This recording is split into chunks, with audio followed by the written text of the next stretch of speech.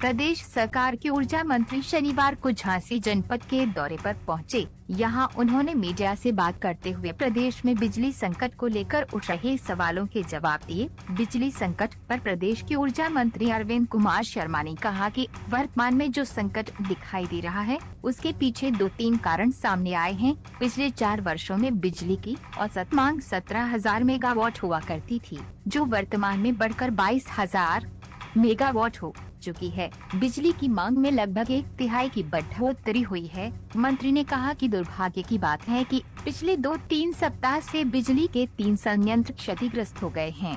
जसवंत ठाकुर, समाचार इंडिया, झांसी। वर्तमान में आपके मन में जो प्रश्न है वो बिजली को लेकर के है।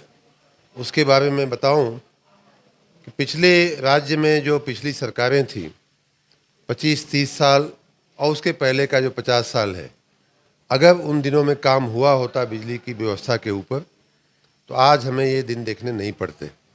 लटके हुए तार आज के नहीं हैं, ये वर्षों पुरानी, दशकों पुरानी हमारा दृश्य है हमारे उत्तर प्रदेश के शहरों का और नगरों का और गाँव का। जलते हुए ट्रांसफार्मर, खराब व्यवस्थाएं, बिजली नहीं आना, ये कोई आज की समस्या नहीं है, ये भी बहुत पुरानी पारंपरिक समस्या उत्तर प्रदेश की रही है।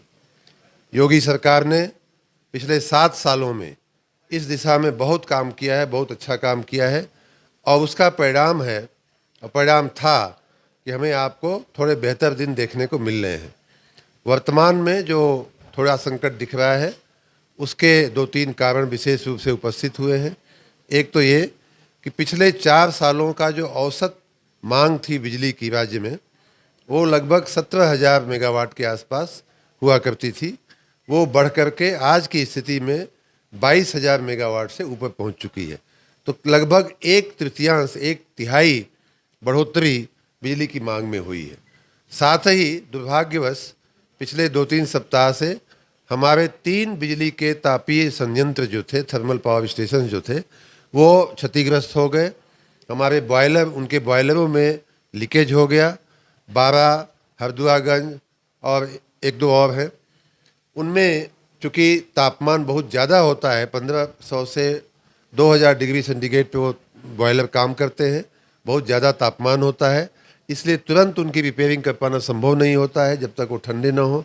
हमारे पास वो टेक्नोलॉजी नहीं है कि जिसके चलते हम गर्म संयंत्रों की रिपेयरिंग तुरंत कर सकें।